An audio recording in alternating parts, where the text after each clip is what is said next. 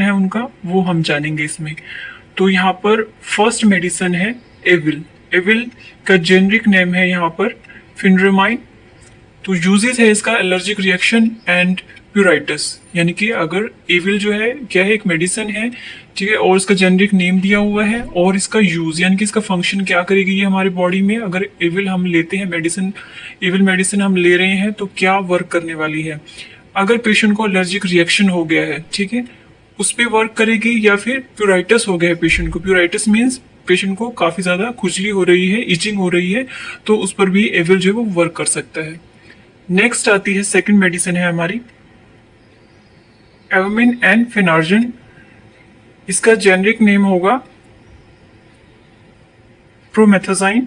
तो इसका यूजेस क्या है, motion sickness, nausea, vomiting. Vomiting कब हो रही है, आफ्टर सर्जरी, यानी कि कई बार पेशेंट को सर्जरी के बाद वॉमिट फील होता है, वॉमिटिंग आती है, या पेशेंट को नोजिया हो रहा है यानी कि वॉमिट जैसा फील हो रहा है, बहुत ज्यादा सिकनेस हो रही है, तो हम फिनार्जिन जो है वो पेशेंट को प्रिस्क्राइब करते हैं। नेक्स्ट मेडिसिन आती है हमारी थर्ड मेडिसिन है ऑगमेंटाइन। तो इसका ब्रांड नेम या जेनेरिक नेम है इसका अमोक्सिसिलिन एंड कोल्वोलेनिक एसिड।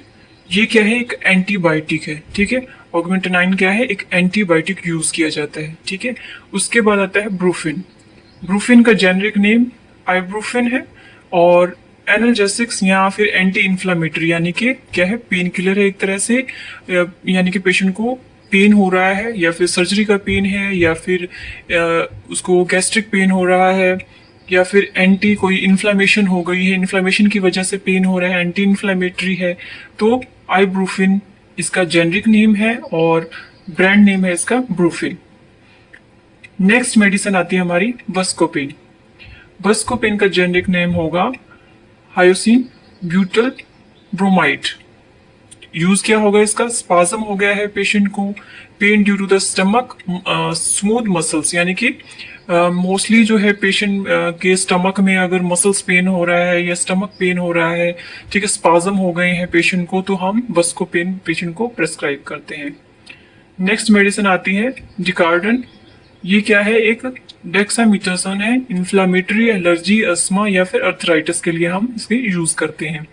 जैसे कि पेशेंट को कफिंग हो रही है, कफिंग क्यों हो रही है, कफिंग की वजह से पेशेंट को कई बार अस्थमा की कंडीशन हो जाती है, एलर्जन हो रहा है पेशेंट को, ठीक है, इन्फ्लामेशन हो गई है, तो क्या हो रहा है, हम यहाँ पर पेशेंट को डेक्सामीथासोन यानी कि डिकार्डन जो है वो पेशेंट को दे रहे हैं। नेक्स्ट मेडिसिन आती है डेरिफाइलिन। तो इसका जेनरिक नेम है थियोफाइलिन एंड इटोफाइलिन। ये हम मोस्टली यूज करते हैं अस्थमा और क्रोनिक सीओपीडी यानी कि क्रोनिक ऑब्स्ट्रक्टिव पुल्मोनरी डिजीज, यानी कि मोस्टली क्या है, रेस्पिरेटरी से रिलेटेड अगर कोई प्रॉब्लम हो रही है, पेशेंट को अस्थमा हो रही है, ठीक है, या फिर क्रोनिक डिजीज हो रही है पेशेंट को, किससे रिलेटेड, हमारे रेस्पिरेटरी सिस्टम से रिलेटेड, तो हम पेशेंट को डेरिफाइलिन जो है वो दे सकते हैं। एमसेट जो है मोस्टली पेशेंट को दिया जाता है, इसका जेनरिक नेम जो है वो है ऑन्डेस्ट्रॉन। नोजिया और वॉमिटिंग के लिए पेशेंट को दिया जाता है, ठीक है। उसके बाद आता है हमारा इकोस्प्रिन। ये इसका जेनरिक नेम होगा एस्पिरिन और इसका जो यूज होगा ब्लड क्लॉट प्रिवेंशन, ठीक है, यानी कि क्लोटिंग अगर पेशेंट का बन रहा है, यानी कि खून के थक्के बन रहे हैं, तो हम पेशेंट को एस्पिरिन जो है वो प्रेस्क्राइब करते हैं। इसका ब्रांड नेम जो है वो है इकोस्प्रिन, लेकिन हम इसको एस्पिरिन के नाम से मोस्टली हम जानते हैं या हमने पढ़ा है, ठीक है। तो एस्पिरिन का जो ब्रांड नेम होता है वो होता है इकोस्प्रिन, यानी कि क्लोटिंग को प्रिवेंट करने के लिए, ब्लड क्लोट को बनने से ये रोकता है। नेक्स्ट आता है हमारा एच कोड का जेनरिक नाम होता है हमारा हाइड्रोकोर्टिसोन।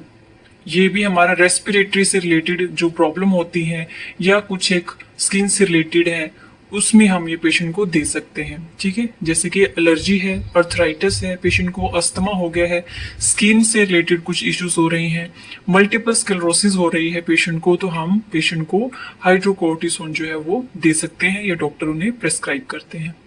नेक्स्ट मेडिसिन आ रही है हमारी लोरी। लोरी क्या है, डाइजापाम है।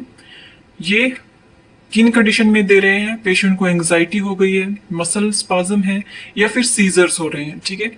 मोस्टली जो है डाइज़ापाम क्या है, स्ट्रेस हो गया है पेशेंट को, या फिर मेंटली जो इल पेशेंट होते हैं उनको ज्यादातर हम डाइज़ापाम जो है वो पेशेंट को देखते हैं देते हुए। यानी कि मोस्टली क्या है, एंग्जाइटी, सीजर हो रहे हैं, पेशेंट को स्ट्रेस हो रहा है, तो हम डाइज़ापाम जो है पेशेंट को दे सकते हैं। नेक्स्ट आता है हमारा पाम। पाम का जेनरिक नेम होगा पैरालिडोसिन। इसका यूज हम कब कर रहे हैं, ऑर्गनो फॉस्फोरस पॉइजनिंग की कंडीशन में, ठीक है।